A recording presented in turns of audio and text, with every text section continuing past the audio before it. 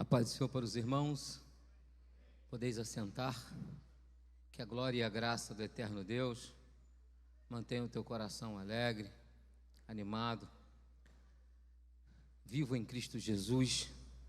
Sou grato a Deus por mais essa oportunidade de estarmos juntos, agradecer ao pastor Miguel, ao evangelista Edinaldo, à sua família que nos recebeu de forma carinhosa, aos irmãos que nós fomos encontrando aí durante o dia, a chegada da igreja. Muito bom, obrigado por tudo.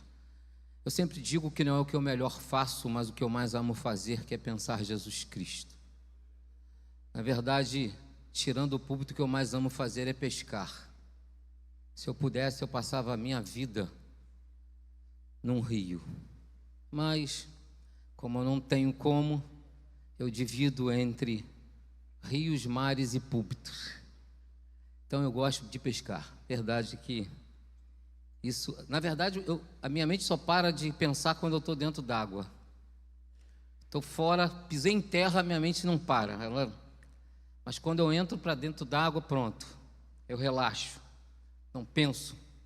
Só penso nas pirararas, nas piraíbas, só penso nisso, né? Nos pirarucus, nos grandes, nas cacharas, isso é o que eu penso. Mas quando eu saio de lá, pronto, volta de novo. E eu tenho vivido essa vida exatamente pensando Cristo, Jesus, o Evangelho. E poder pensar aqui com vocês é realmente uma grande honra, pode ter certeza. Como eu disse para o pastor, eu não sou pregador, eu sou um pastor. Eu prego por ofício pastoral. A minha vida mesmo é uma sala de aula, é onde eu me sinto extremamente à vontade, estou em casa. O púlpito é sempre um grande desafio, sempre é uma grande cobrança. Quase sempre que eu sempre termino cobrando, fico sempre devendo. Por isso que eu nunca me ouço de novo. Tem gente que pergunta, você ouve? Eu falo, Deus me livre eu me ouvir, porque com certeza eu vou sofrer muito mais, então nem me ouço. O que eu digo, como eu disse, igual Pilatos, o que eu disse, pronto, não me ouço de jeito nenhum. Até porque quase sempre é sofredor, né, me ouvir. Então, essa é a vida. Então, poder estar aqui é um grande desafio para mim. Não é simples assim chegar e pregar, claro que não. É um grande desafio. Mas Deus é sempre fiel. Sempre fiel. Sempre perto, assim, aquele escudeiro. Todo grande guerreiro tinha uma coisa chamada pajem de armas, que ficava para o lado de fora. Ele sempre sabia quando era extremamente necessário mudar a arma. Quem geralmente mudava a arma do guerreiro era o pajem, porque ele assistia o calor da batalha. E a dona Liana é esse pajem de armas, né? Sempre ali, quietinha, fala pouco, mas sempre orando, ajudando. De vez em quando dá uns bizu assim, aquelas ideias, por aqui não. E Deus tem sido gracioso e maravilhoso para com minha vida. Ontem, eu disse para vocês que a função do Espírito Santo era, a partir daquele momento em que Cristo faz aquela célebre declaração no seu discurso, que começa lá no verso 31 do capítulo 13 de João.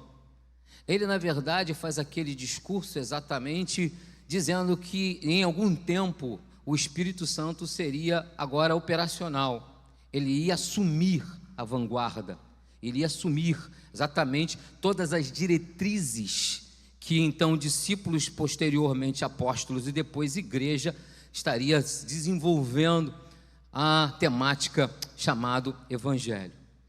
Eu te disse que aquilo foi extremamente pedagógico.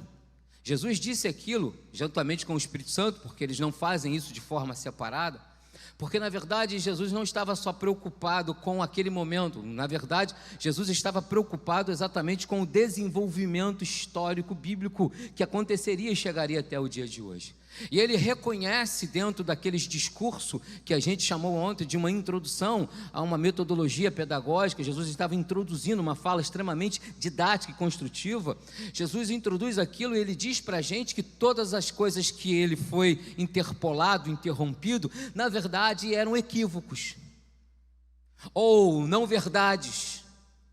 que o grande sentido do texto hoje, o tema diz para a gente que o Espírito Santo conduz essa igreja por um caminho de verdade. Então todas as coisas que no mundo tem e nele está, são mentiras. Às vezes mentiras com supostas verdades, ou meias verdades, ou verdades pré-estabelecidas por uma necessidade iminente, porque aquela necessidade que ali é colocada, muitas das vezes é para compactuar um direito de defesa, e a gente vê muito isso hoje, na atual conjuntura em que vivemos. Mas na verdade, dentro de um discurso parece que há verdades, mas quando isso vai para a prática da vida, falta verdade. Então a grande ideia, a verdade, na verdade é Cristo. E todas as coisas que dele emanam são verdades. Todas as coisas que de Cristo não emanam são mentiras, equívocos e erros. E um dos grandes compromissos do Espírito Santo é não me permitir criar um personagem, porque quase sempre nós criamos personagens supostamente em meio a meias verdades. Eu não vou falar nem de mentira, porque eu não quero ser aqui ofensivo, mas também equívocos, e muitas das vezes criamos personagens em meio à nossa caminhada. E como nós entendemos que nada em nós está resolvido para hoje, Jesus Cristo não está resolvendo isso, porque Ele não tem pressa de tratar conosco. Ele tem pressa em que eu entenda o processo, para que no processo eu esteja, e através do processo a minha alma se inaugure, e a partir desse entendimento eu construa uma jornada nele, por padrão de uma verdade única. Ele é o caminho, a verdade e a vida. E agora a temática é que existe uma meta, existe uma direção, e ninguém vai poder reconhecer o Pai, ninguém vai poder sentir o Espírito Santo, e ninguém vai poder interiorizar o Cristo, se não for pelo caminho da verdade, chamada Jesus Cristo. Então todas as vezes que aqueles equívocos são tratados, ele na verdade está pedagogizando a nossa alma, onde o Espírito Santo habita, e onde ele está extremamente sentado, e aonde de forma extremamente comum há um diálogo contínuo e determinante, aonde ele chama a minha alma para uma realidade extremamente pronta, existencial, aonde sou confrontado todo dia, e isso é extremamente literalidade da palavra de Deus.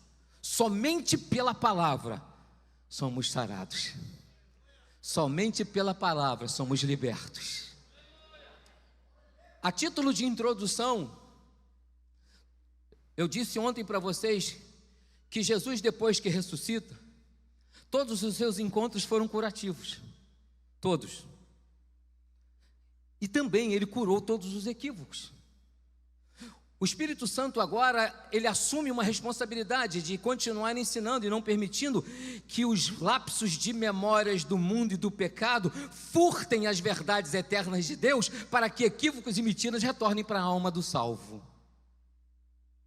É uma responsabilidade fantástica do Espírito Santo.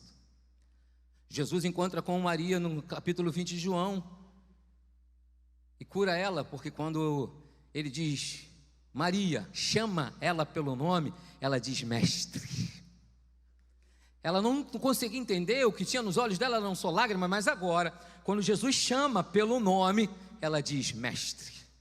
Você vai ao capítulo 21, e ontem eu falei isso para vocês. No capítulo 21, Jesus cura Pedro, cura Tomé. Jesus faz uma série de curas de equívocos da vida. Mas um dos momentos mais fantásticos para mim, mais descritivo, a narrativa descritiva mais fenomenal é Lucas capítulo 24, com os homens de Emaús. Você pergunta, você vê que eles tinham algumas dúvidas, apesar de ter vivido com Jesus, não tiveram tempo de ouvir aquilo que Jesus estava ensinando, e acabaram então sendo entronizados nessas famosos equívocos ou não verdades. E aí eles disseram que esperavam que Jesus fosse um grande profeta. Ele diz, não, Jesus era o grande profeta. Depois eles vão dizer, não, Jesus, quem matou Jesus foi os religiosos. E depois eles vão dizer, nós esperávamos que Jesus fosse o rei que restauraria Israel contra a tirania romana. Nada disso era real. Jesus, na verdade, era só aquele, depois que ele entra em casa, lembra? Quando a mesa da alma é posta. Diz a tradição, a gente não sabe se é verdade, diz a cultura que ele tinha o costume de pegar o pão no alto do peito e rasgar.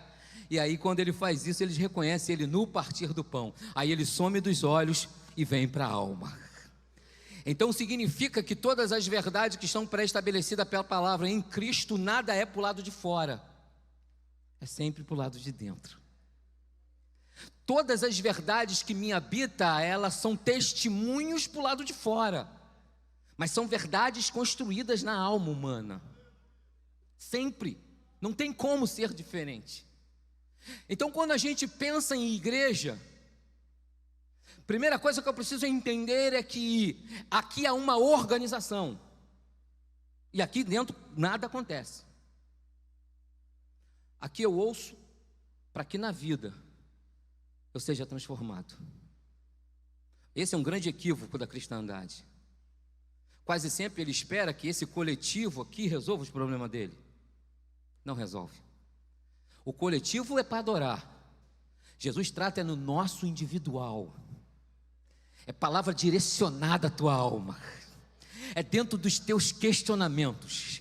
É no âmago do teu sentimento, aonde as dores habitam, e naqueles caninhos da tua alma, que você não permite que ninguém chegue lá. Somente o Espírito Santo tem a autoridade de penetrar nos caninhos da nossa alma e for retirando todos os equívocos, mentiras e supostos personagens que um dia criamos. Por quê? Porque a jornada é feita para os remidos, para os sinceros, para os simples, para aqueles que em Cristo vão viver o Evangelho um dia após o outro, sendo curados na verdade e sendo tratados para que quem está do lado de fora, chamado testemunhas, possam ver Jesus Cristo através de nós. Então, quando eu penso igreja, eu não penso essa instituição. Aqui hoje eu preciso pensar o organismo.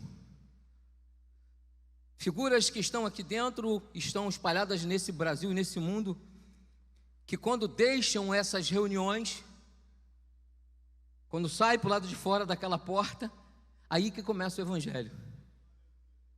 Porque aqui eu sou só um pregador, ou suposto pregador, porque você não conhece a minha vida. Eu posso pregar por talento, por conhecimento. Eu posso ter só, aperfeiçoado isso, e por uma elucubração eu digo coisas. Porque o grande sentido dessa verdade que o Espírito Santo me leva não é esse púlpito. Porque nada que eu digo aqui é real em mim. Tudo que eu digo aqui é real no que eu vivo. Eu preciso viver o Evangelho de Jesus Cristo. Porque não é por cultura, não é por tradição, não é por costume, não é por conhecimento, não é por uma boa retórica e uma maravilhosa oratória, não, é por coisas simples. Sou confrontado pelo Espírito Santo, que está me conduzindo a verdades que não são as tuas verdades, são as minhas verdades, e delas eu preciso para viver uma vida de transformado, sendo eu transformado pela palavra de Deus. Quando eu desço desse púlpito, eu desço devendo, eu não posso descer a mesma pessoa que subi aqui. Sabe por quê? Porque o Tony que chegou aqui é um Tony do processo, é um Tony das necessidades, é um Tony das transformações, é um Tony que precisa desnudar a sua alma para que o Espírito Santo tenha liberdade de transformar. Porque boa parte de nós na cristandade, às vezes somos libertos, mas ainda não somos livres. A única possibilidade de se tornar livre no processo é a verdade. Da onde eu vim, tinha gente que puxava 10 anos. Quando ele saía, hoje tem tornezeleira, naquela época saía uma semi-aberta. A gente não era adolescente. Quando ele chegava na comunidade, que hoje não pode falar favela, tem que falar comunidade. A primeira coisa que ele chegava, falava assim: chega aí, menor. Quem está formando aí? Quer dizer, quem está mandando agora? Quem é o dono da boca? Naquela época para mim era, hoje eu paro para pensar, quer dizer, passou 10 anos na cadeia, saiu de lá, estava liberto porque não estava atrás das grades. Está liberto, mas não estava livre. A mente dele era uma progressão do mal, e quem estava habitando era o diabo. Então eu e você, nós não somos só libertos, nós somos livres.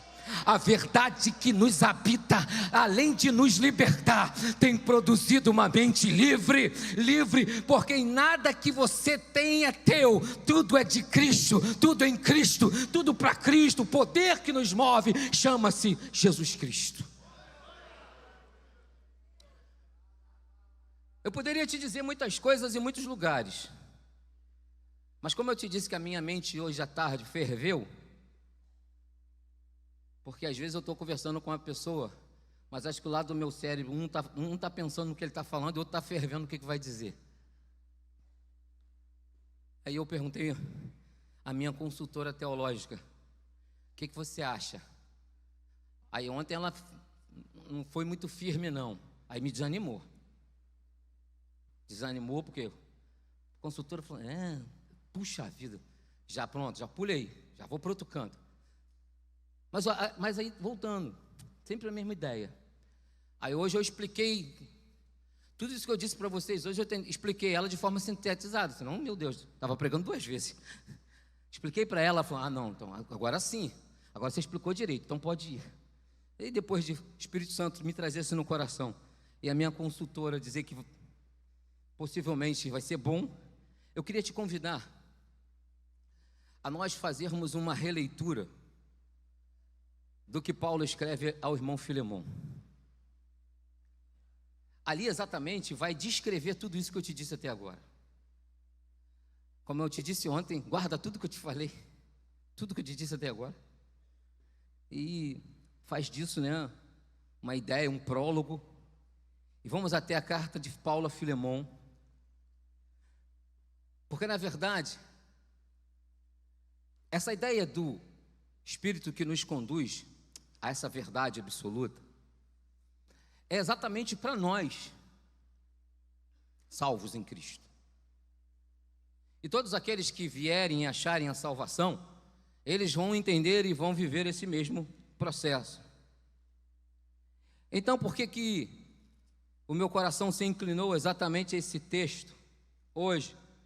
Porque se ontem eu te falei sobre supostos equívocos que o Espírito Santo traz, e isso fica extremamente tipo genérico, ele não determina, ele até arrecada a ideia a partir da temática dos discípulos, mas ele também não desenvolve. Ele conclui falando de paz, de coisa, termina o capítulo 14 e vai para o capítulo 15, numa sequência, ele estava fazendo um discurso de despedida. Só que eu preciso voltar para casa hoje, deixando a gente, pelo menos, com uma certa ideia de o que significa, na verdade, essas verdades estabelecidas pelo Espírito Santo fora desse ambiente chamado igreja, na vida. E nosso irmão Paulo, o que a gente precisa logo de entender? Paulo é um homem pronto, escrevendo para pessoas como nós, que estavam em construção. Esse Paulo de Filemon é um Paulo que passou por processos. Aqueles equívocos que o farisaísmo lhe trouxe, estavam sarados. Aqueles equívocos que a religião lhe impôs, estava sarado. Aqueles equívocos que os judaizantes lhe trouxeram, ele estava curado. Aquelas coisas que ele viveu, pensou ali, que de perseguições, estava curado. Ninguém diz viver é Cristo e morrer é ganho, se não tiver curado. Ninguém. Eu tenho uma mãezinha de 85 anos, e de vez em quando ela fica rebelde. Aí eu falo para ela, mamãe, aí ela cresce, sou tua mãe. Eu falei, tá. Aí ela insinua que está cansada da vida. Eu falei, resolvemos isso agora, mamãe. Ajoelha aí que eu vou botar a mão na tua cabeça, Jesus vai te levar essa noite. Na hora, meu irmão, muda. Já melhora, pega a bengala, ora por você, morre você. Eu falei, tá vendo? Então, meu irmão, para morrer precisa estar com tudo resolvido. Idade não significa tempo, não significa, todas as construções não significam, não. Essa ideia extremamente tranquila de dizer que viver é Cristo e morrer é ganho, é de uma alma pronta, que verdades não são conceitos. Mesmo que ele não pudesse explicar, tudo bem que Paulo podia explicar, mas mesmo que Paulo não pudesse explicar a respeito de conceito de verdade, no grande sentido, e o barato da ideia não é explicar, é viver. Deus não te trouxe aqui hoje para você ser um conceituador de verdades, não. Deus te trouxe hoje aqui para você viver a verdade conduzida pelo Espírito Santo de Deus. É por isso que nós estamos aqui. Então Paulo diz que está pronto, quando ele diz que sabia passar todas as dificuldades, quando ele diz todas as coisas posso naquele que fortalece, ele faz uma listagem de coisas. Quando ele está escrevendo aos irmãos de Filipenses, no capítulo 1, que ele diz assim: olha, a guarda pretoriana está aí sabendo o que Jesus tem feito por mim, o evangelho tem sido pregado, as minhas prisões não significam, na verdade, estar encarcerado, porque encarcerado não está o evangelho, o meu físico está aqui dentro, mas o evangelho de Cristo, naqueles que eu passo esse produto, sai das mentiras do pressuposto da ideia romana, e agora são homens da verdade, caminhando pela vida. Por isso que ele diz, esse evangelho tem sido notório em toda a guarda pretoriana e nos demais lugares. Tem ido. Esse Paulo é aquele que pode dizer para a gente que não desfaleço. Primeiro ele faz uma relação de ideias, depois diz: não, eu não desfaleço. Eu sei que eu sou vaso de barro, que tudo está aqui dentro, não para mim, mas para a glória de Deus. Atribulados, não angustiados, perplexos, mas não desanimados, sabe, perseguidos, mas não destruídos. Aí quando chega no 16, ele diz assim: olha, por isso não desfalecemos. Ainda que o homem de fora se desgaste, o de dentro tem uma verdade estabelecida que é para sempre. Tudo isso que eu vivo, ele chama de breve e momentânea tribulação, que produz nele um peso de glória excelente. Sabe por quê? Porque ele disse o seguinte: o que está para o lado de fora é temporal, passageiro, por isso as pessoas podem tocar, mas o que está para o lado de dentro é eterno. Essa carcaça vai ficar aqui, mas as nossas almas estarão para sempre com o nosso Senhor Jesus Cristo. Aleluia. Esse Paulo é pronto. Só que ele tem mais dois amigos que precisam exatamente entender esses processos da verdade e, sendo assim, ser conduzidos pelo mesmo. Entre tantos textos que eu poderia descrever para você, na minha pequenez eu entendo que esse talvez seja o mais sucinto e o mais breve, para que a gente possa pensar exatamente tudo isso. Olha só que coisa fantástica, de cara. Ele diz assim: Paulo, prisioneiro de Jesus Cristo. Será o que aprisiona Paulo? Grade? Pressuposto da religião? Ideias que ele construiu, desenvolveu? Seu intelecto extremamente desenvolvido, extremamente à frente do seu tempo? A ideia de estar preso era exatamente que todas as coisas que um dia poderiam ser chamadas de equívocos, ou mentiras, ou desajustes, ou na verdade meias de verdades, ou qualquer coisa semelhante, agora não mais existia no coração de Paulo. Estou preso em Jesus Cristo. A gente precisa perseguir isso, igreja. Precisamos fazer disso, sabe, um escopo da nossa realidade. Algo realmente que a gente precisa pelas nossas manhãs dizer: Jesus, eu preciso que o Teu Santo Espírito me conduza nesse processo de curas contínuas, porque eu preciso me sentir literalmente como um preso da graça de Deus, sem direito de olhar nem para a direita nem para a esquerda, mas que tudo em mim seja para a glória do Senhor Jesus. Preso em Jesus Cristo. Depois ele insere na ideia um personagem que não será relevante, que é Timóteo, que também é um amigo que está em construção.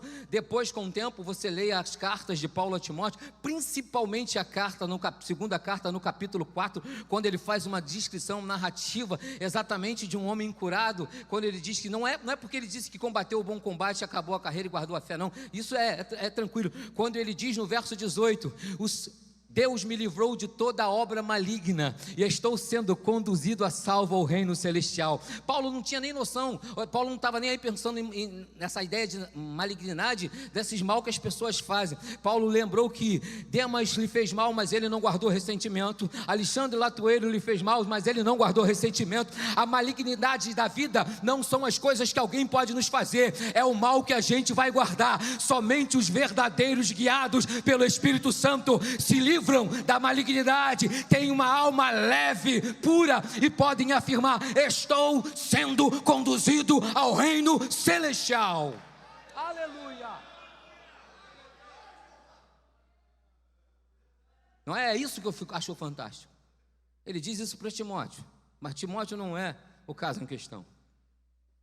Mas depois ele diz para a gente sobre mais dois personagens chamados Afiac e Arquipo, nossos companheiros, mas que também não posso falar nada deles agora, mas o sentido é que ele diz companheiros e a igreja que está em sua casa. É aqui que começa o grande conceito, porque Paulo deixa extremamente claro e ele faz uma descrição de que essa igreja que ele se refere não é uma instituição, é gente, é gente. Eu preciso dessa instituição, claro que precisamos, mas o Evangelho não te convidou para essa instituição. O Evangelho te convidou para você ir para a vida cheio de Jesus Cristo, para você entender que essa ideia de casa é exatamente um lugar extremamente comum, onde pessoas comuns se reuniam para salmodiar ao nome do Senhor, para ouvir as experiências que Paulo, Silas, Barnabés, Pedro e adjacentes falavam, de algo que era transcendente, que se empolgavam ao ponto de querer doar a própria vida para mostrar para o mundo que as verdades que lhe trouxe até o Coliseu eram as mesmas verdades que estavam lhe levando para a eternidade. Aleluia, é disso. Essa ideia descreve exatamente que casa aqui é a nossa vida simples, sabe, é o teu habitar, é o teu dia a dia, a tua desenvoltura, para onde você vai, é com quem que você convive, são os seus trabalhos, todos os relacionamentos que você vive. Essa é a igreja de Cristo, e é por essa igreja que as verdades são estabelecidas. Eu sou preocupado com isso. Alguém diz que eu sou um pregador existencial. Até concordo. Vou dizer que não sou. Porque ele diz: não, tudo que você fala sempre é para a vida. É, sempre para a vida. Tudo é de dentro para fora. Sim, tudo é de dentro para fora. Até porque quem me ensinou a ser assim foi a própria vida. Porque muitas das vezes eu convivi com muitos personagens e poucos evangelhos. Jesus não nos quer personagem. Você quer você. Você é a igreja de Cristo. Você é a casa onde a graça acontece. Nós somos a casa onde o Espírito de Deus conduz em verdades, não somente por nós, porque por nós é um estado perfeito de santidade que nos conserva sem pecado e irrepreensíveis até a volta de Jesus Cristo, mas além desse pressuposto existe o da salvação. Alguém na tua família precisa ver a glória de Deus em você, alguém no teu trabalho está esperando o poder transformador da tua vida, a tua postura de homem de Deus e mulher de Deus está sendo aguardado. Então, a partir disso, a casa que nós somos é a casa do Espírito Santo, e tudo que nós vivemos são as verdades que Ele nos conduz. Então é hoje uma noite de cura, restauração, avivamento, poder transformador e principalmente uma invasão da graça de Deus na vida daqueles que precisam ser alcançados pelo Evangelho de Jesus Cristo. Está na casa. Aí Paulo disse para a gente que ele vai dizer que a graça e a paz de parte de Deus, nosso Pai, Senhor Jesus Cristo, e ele fala bem de Filemon, diz: graças dou ao meu Deus, lembrando-me sempre de ti nas minhas orações. Fala sobre esse amor e fé, essa relação que ele tinha com a igreja, que ele chama com todos os santos. Fala da pessoa boa, de um coração agradável, extremamente benfeitor, uma alma liberada, ajudador. O 7 ele diz: tive grande gozo e consolação. do teu amor, pelas coisas que ele fez, um coração santo que reanimava. Ele faz uma série de declarações. E aí ele insere agora mais 2 personagens. Um que está em transição de escravo por liberto e vai se tornar livre. E um outro que pensa que é livre, mas não é.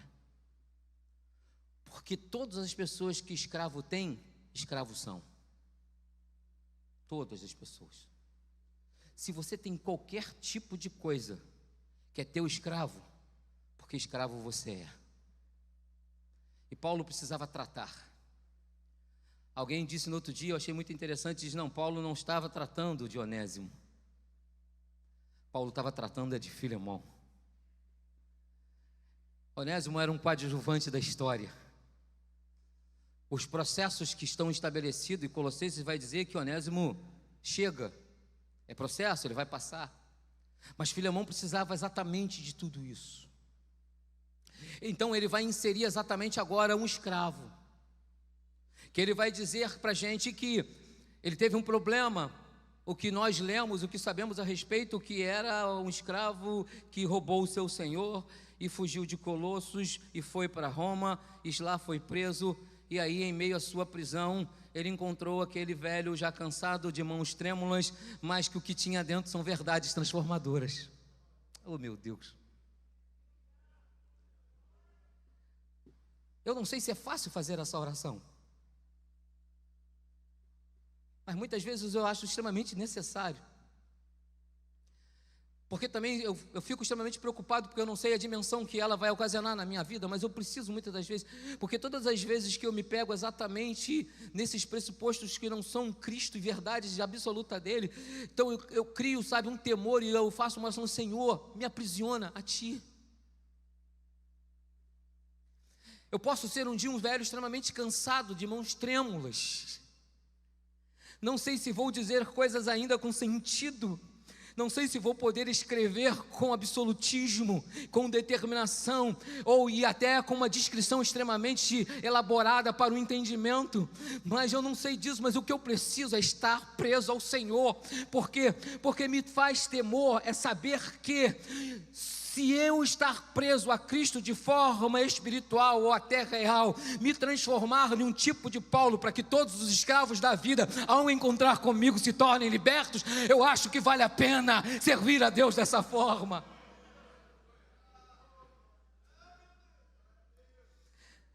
Eu sei que não é fácil, irmão, não estou dizendo aqui que é fácil, eu sei que não sei como seria, mas na verdade o grande sentido quando Paulo descreve a respeito de Onésimo é entender o quanto que estar onde Paulo estava era verdadeiramente a realidade de um Espírito Santo conduzindo, um homem na verdade para produzir verdade no coração de um homem das mentiras, porque um ladrão vive de suas mentiras, mas agora o encontro de um homem da verdade chamado Paulo com um homem que agora vive pela mentira, por isso que é um ladrão, vai propositar nele uma alma transformada. Em pouco tempo vai estar liberto, mais algum tempo estará livre para sempre na verdade de Jesus Cristo. Esse é Onésimo,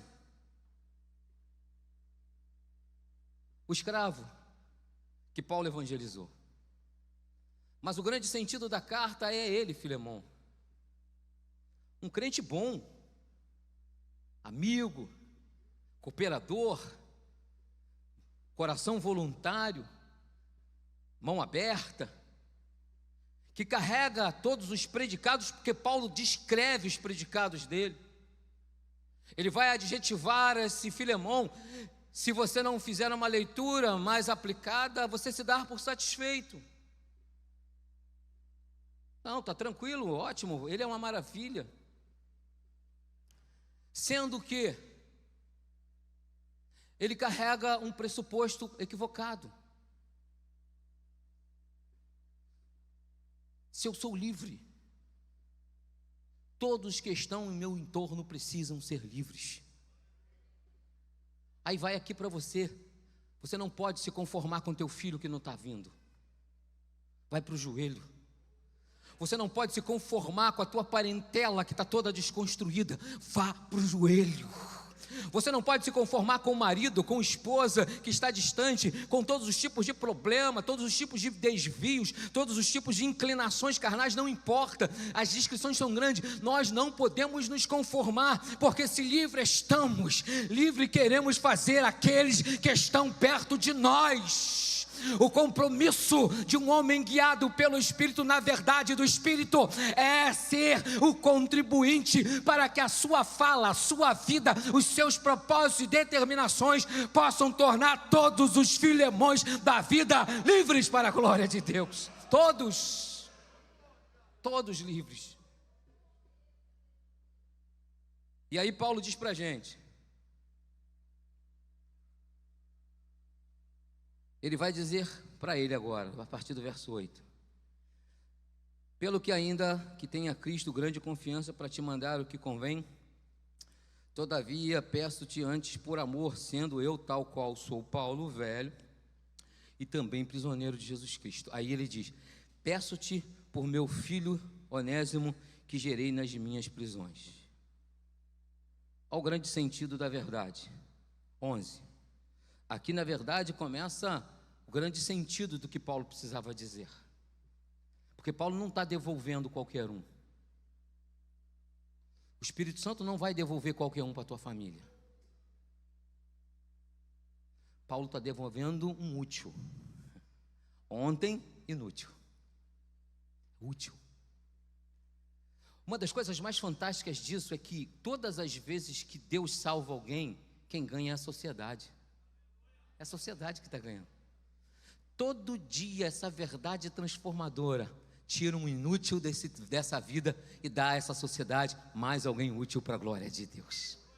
Quem dera que todo dia Deus fizesse assim uma varredura na inutilidade da alma humana, para poder devolver para esse mundo figuras de alcance, figuras de achego, figuras transformadas, aquela que você olha para ele, na fisionomia já vê que algo novo está acontecendo. Ele declara para Filemão que ele não está devolvendo um fujão, um escravo ladrão. Ele não está devolvendo mais um entre tantos talvez que ele tivesse, não.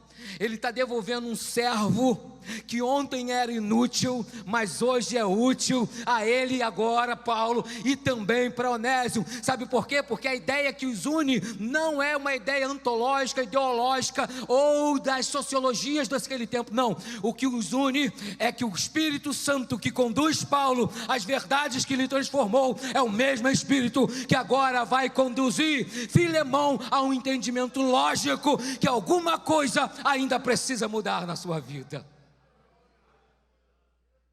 E aí, o texto diz para a gente que Paulo o recomenda, dizendo que você precisa recebê-lo. E não é receber com tapinha, é com perdão. Sendo que, se em mim não há verdade que o Evangelho produziu por completo, uma das coisas mais difíceis é perdoar. Você conhece alguém? Talvez você já tenha vivido também uma experiência assim. É perdoar, meu irmão. É tranquilo, é fácil. Tapinha nas costas, aquele abraçozinho meio mandrake, não é difícil. Até porque quem estava pedindo era Paulo. É igual se o teu pastor te pediu, você, tá bom, pastor, vou fazer. Ah, meu irmão. Ainda faz assim, ó, para não encostar muito. Só que Paulo não está mandando dar um abracinho, nem um tapinha, e nem aceitar porque Paulo está pedindo. Paulo está dizendo que, meu irmão, recebe o coração, hein? Libera perdão. Não tem outra opção para Cristo, é perdão. Não tem outra opção para quem está em Cristo, é perdão. Não tem outra opção para quem quer viver Cristo, é perdão.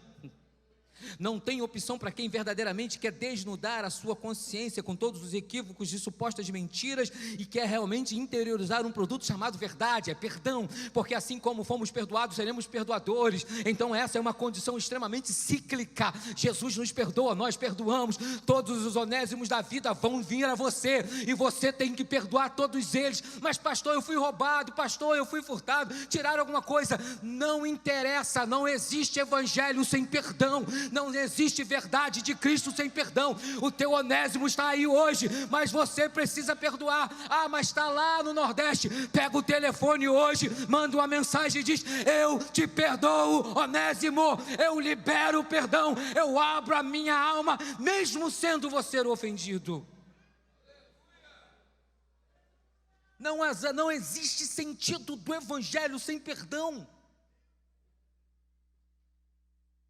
Você não pode passar o tempo todo vindo no culto, fazendo parte de uma produção chamada religião protestante, pentecostal clássica, mas se você não entendeu o evangelho, você só passou um bom tempo na igreja. Não é isso que Jesus quer da gente. Jesus quer que os filemões que estão aqui se transformem. Deixa eu te dizer uma coisa muito interessante. Ninguém chega a Paulo se um dia não foi Onésimo, nem passou por Filemão. Se você faz uma releitura de Paulo, você vai perceber que ele já foi Onésimo um dia. Se não roubava coisas, mas ele roubou vidas. Ele roubou muitas vidas. E roubou vidas inocentes. Sangue que foram direto para o que diz Apocalipse, que vão clamar um dia.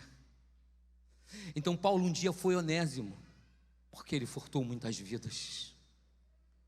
Paulo um dia foi Filemão, porque muitas vezes ele viveu preso ao seu farisaísmo, preso à sua carne. Por isso que ele diz: tem um espinho na carne, mas depois diz: a tua graça me basta. Ninguém chega a Paulo se um dia não foi Onésimo, não passou por Filemão. A minha oração nessa noite é que quem está aqui sendo conduzido por essa verdade chamada Espírito Santo possa ser hoje um Onésimo, mas que amanhã seja Filemão, porque Deus quer que todos nós nos tornamos Paulo para esse tempo, alguém preso a Ele, com verdades não circunstanciais pelaquilo que Ele precisa dizer, mas por verdades absolutas de um evangelho que nutre e produz entendimento para as suas palavras.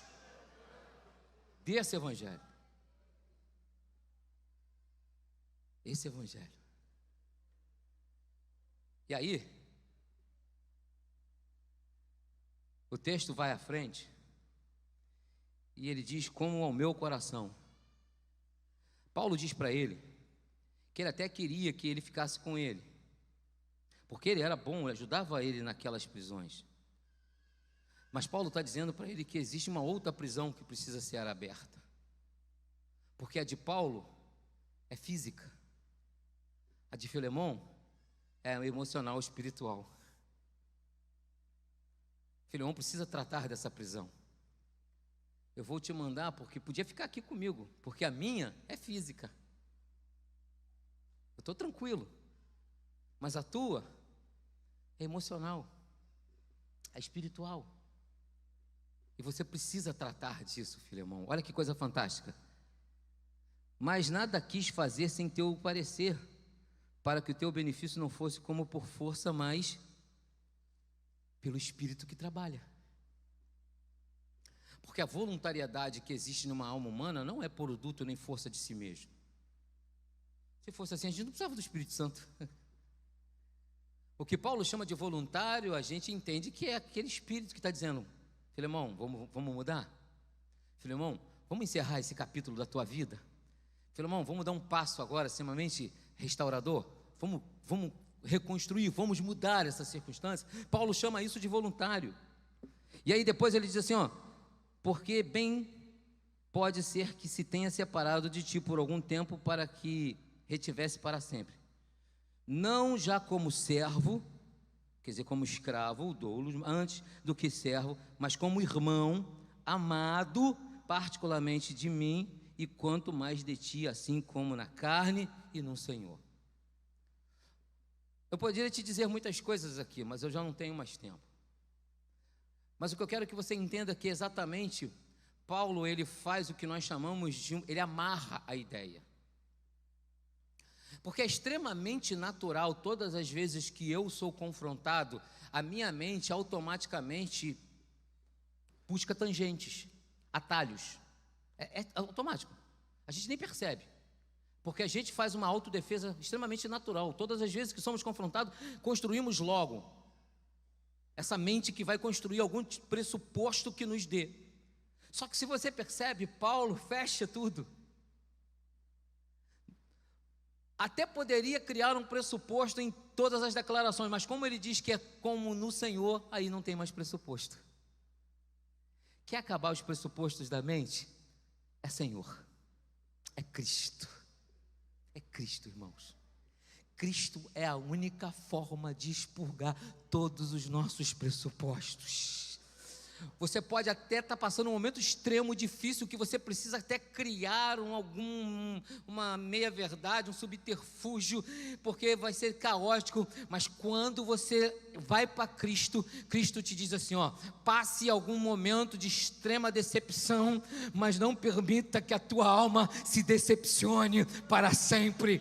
Cristo é a única forma de sermos sarados em tudo, e aí em Cristo nenhum pressuposto nos permitirá a alma criar, porque Cristo nos ajudará a estar nele para sermos nós mesmos, apesar de muitas das vezes dores infindáveis e viscerais visitem a nossa consciência, o nosso estado físico, espiritual, mental, pelo aquele momento a qual vivemos. São as dores e as culpas que carregamos, mas o Senhor muda tudo.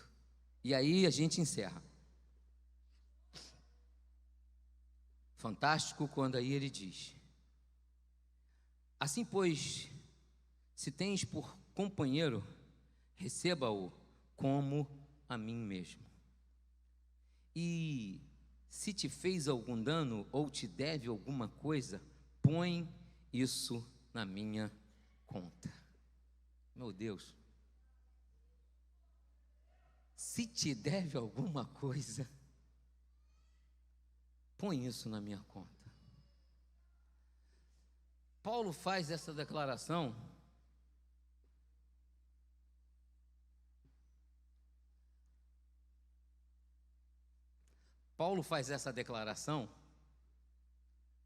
por quê? Porque Paulo entende que não é a relação em que eles têm. Porque a relação que temos um com o outro, ela pode ter rupturas.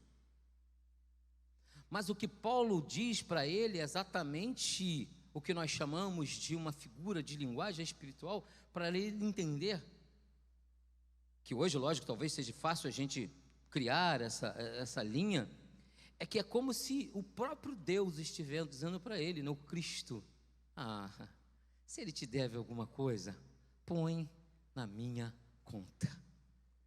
Eu quero encerrar esse momento dizendo isso para você. Se alguma coisa, alguém ou qualquer situação te deve alguma coisa, põe na conta de Cristo. Põe na conta de Cristo.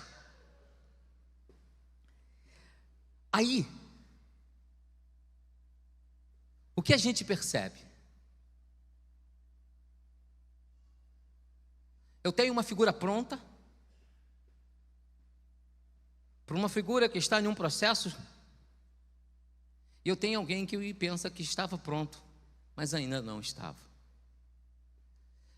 Essa tríade de personagens que é descrito nessa narrativa, nesse bilhete que Paulo escreve ao seu amigo Filemão, é na verdade a síntese dessa ideia.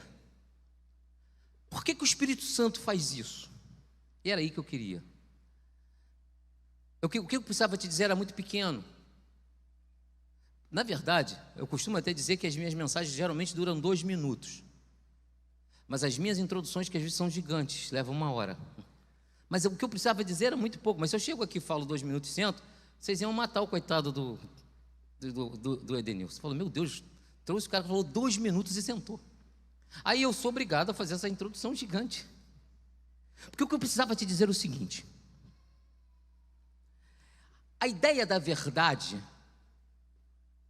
é, na verdade, a própria realidade do Cristo. Eu sou, ok? O caminho, eu sou. Se eu extraio a verdade, o caminho ou a vida, não existe Cristo. Cristo se torna, lembra ontem, um Jesus histórico, filósofo, fundador do cristianismo, o mais iluminado de todos os que viveram nessa terra, o único que só fez uma encarnação. Todas essas coisas esses pressupostos que a religião traz, ela só existe porque ela não mostra caminho, verdade e vida. Supostamente mostra um caminho, às vezes parece construir uma verdade, e de uma forma às vezes extremamente romântica parece que é a vida. Mas quando nós paramos, porque nós não podemos fazer conceitos isolados desse Cristo, como ele é essa tríade, aí quando eu tento compor dentro daquilo que o mundo da inverdade prega, quando eu tento compor caminho, verdade e vida, e acabou. Alguma coisa não encaixa.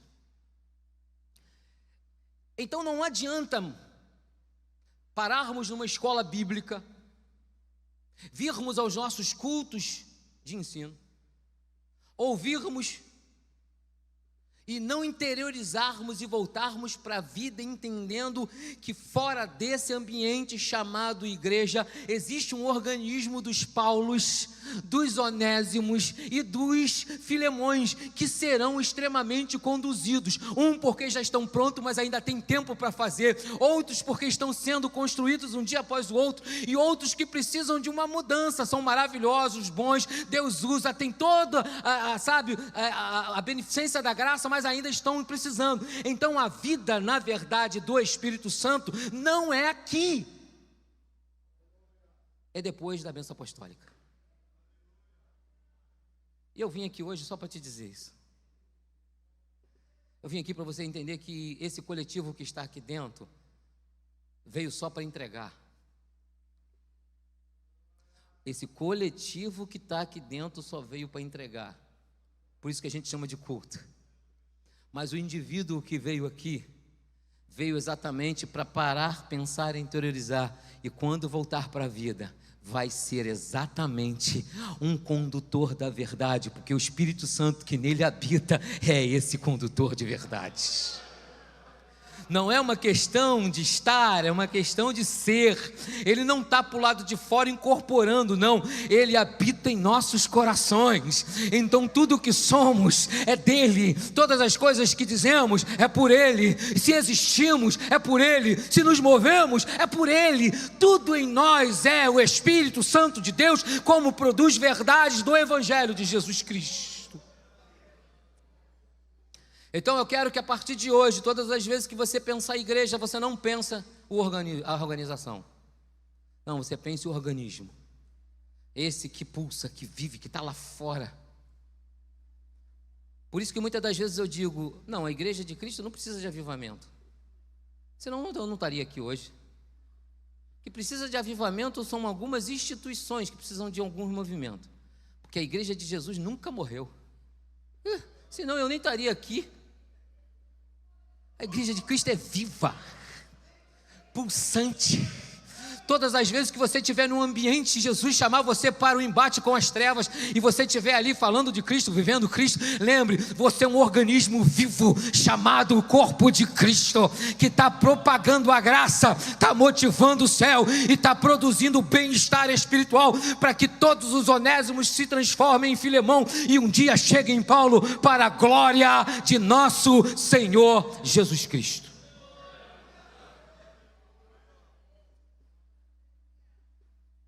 Vou te fazer uma pergunta importante. Ontem eu ia fazer, mas me assustei com a hora e não fiz. Já me assustei agora também, mas vou fazer assim mesmo. Ficou alguma dúvida no teu coração? Desse bate-papo que a gente teve aqui? Você tem alguma dúvida? Tem dúvida? Vai perguntar.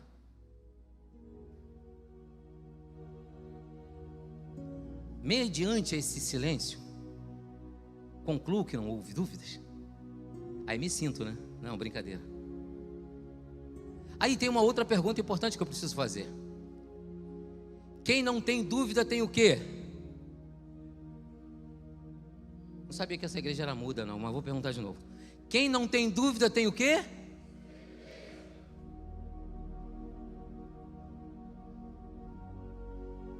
Tem certeza? Deixa eu te dizer uma coisa. No Evangelho é diferente. Quem não tem dúvida tem dívida.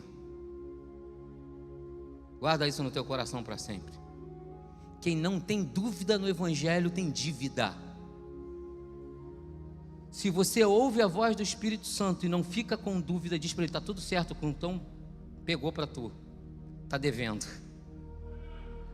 Se aquele cabra do sinal te fechar, você dá glória a Deus.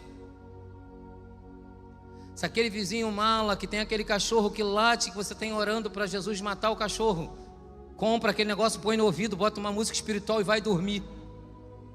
Se aquele chefe, seu muquirana, que não sabe nada, que anda nas tuas costas, vai te perturbando, continua dando glória a Deus, vai trabalhando, pede graça. Se você tem aquela liderança que você acha que você é melhor, que você poderia estar produzindo, fica quietinho na tua, espera que o teu tempo vai chegar. Esse é o poder do Evangelho de Jesus Cristo.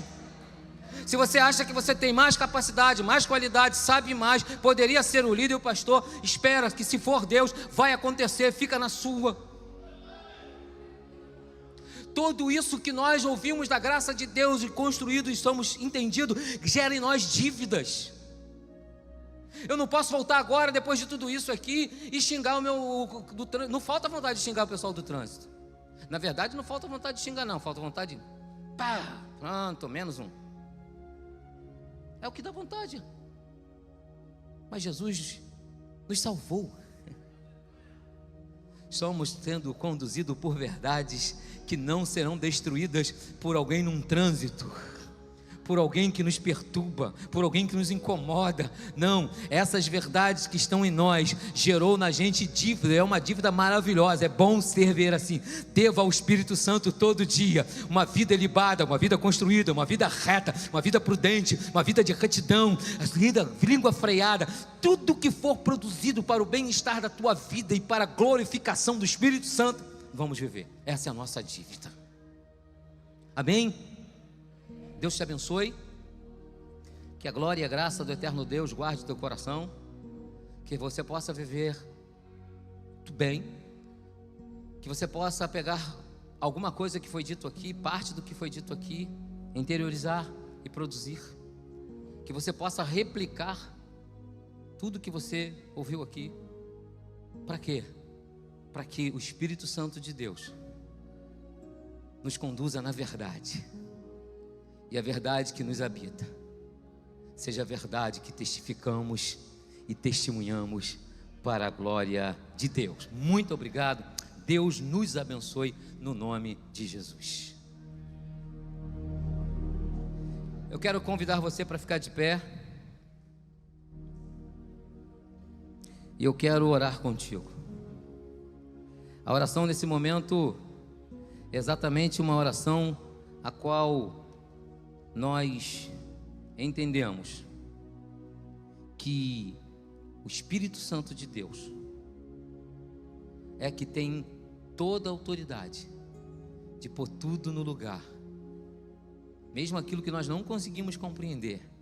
A oração é para que Ele consiga explicar, nos fazer entender e pôr nos nossos corações o devido lugar da palavra para uma aplicação contínua e diária. Oramos. Deus, Tu és a verdade, o Teu Espírito é a verdade, o nosso Pai é a verdade.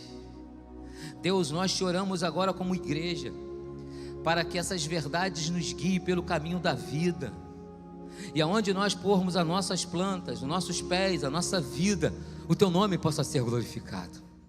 que pessoas sejam alcançadas, que pessoas sejam transformadas através de nós. Mesmo que a gente não saiba dizer muita coisa, que a gente não saiba abrir a boca para falar quase nada, mas que o Teu Santo Espírito nos oriente, e que a nossa vida testifique, e que tudo em nós seja para a glória do Teu nome. Então, Senhor, guarda-nos do mal, livra-nos nas nossas inclinações, ajuda-nos, Senhor, a perdoar, traz paz para nossos lares, salva os nossos familiares. Deus amado, desenvolva em nós o Teu chamado, aplica, Pai, nos nossos corações a Tua palavra, nos faz viver esse organismo, Senhor, que anda sobre a terra, revelando o Teu nome. Senhor amado, Pai, que num período curto de tempo, Senhor, Camboriú possa ser impactado, que o Senhor estenda essas tendas, que, Pai, uma multidão entre por essas portas, pessoas que estão sendo evangelizadas, que estão sendo alcançadas pelos nossos irmãos, pela vida, Senhor, pela vida sincera, para essa verdade que vai, Senhor, saltando da alma e vai alcançando outras pessoas. Assim, Deus, eu te oro, assim eu creio, essa é a minha oração, em nome de Jesus. Deus te abençoe, amém e amém.